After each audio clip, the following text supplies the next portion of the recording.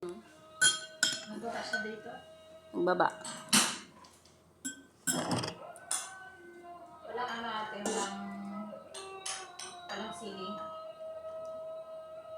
Hindi Ang spicy. kuan. Ang kanang meat, spicy kay na. Ito yung chicken hindi. Kaon ka lugaw. Hindi lang natin. Kaon ko kay para panington ko. Kay Lagyan mo ng ano ate? nang Ngayon.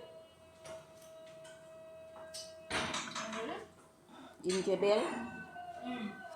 Ginger. Lutuan man ko sa tigulang na ni nag-gingerbell kag kuan halip buntag. Yung sa akin, ano lang ang ginawa ko? Lemon at saka honey. Nga na gyapon do ginahimo ko kung buntag. Ruga. Gapang luha akong mata eh. Yung sa akin, 3 days. Talaga, mataas yung lagnat ko. Kaon ka lugaw guys. Lugaw. Ala. 3 days mataas yung lagnat ko. Yun na, Ako gabi nagsugod kay dito mako sa gawas naglimpyo bitaw kog tinais sa kaning karnero. Pagsulod na ako diri nangalis diri na ako. Akin Ngani. yung ano, Aha. tinain. Isabi karong Ramadan. Gilimpyuhan ako grabe na akong limpyo. Gikumot. Marami kayo piniprepare.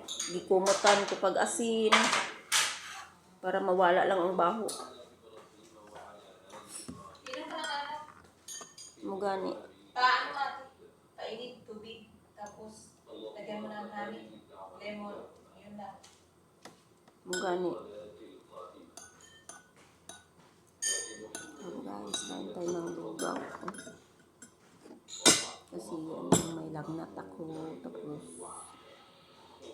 may sipon. Mainit kasi ako. Tapos, may ano pa.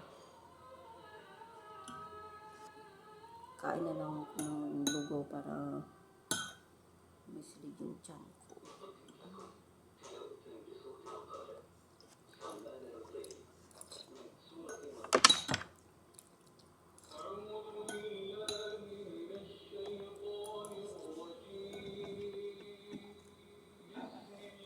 Mainit pa.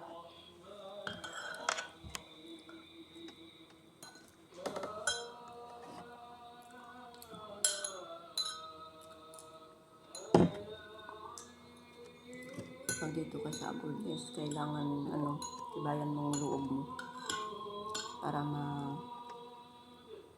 kain ka, maggawa ka ng paraan para makakain ka.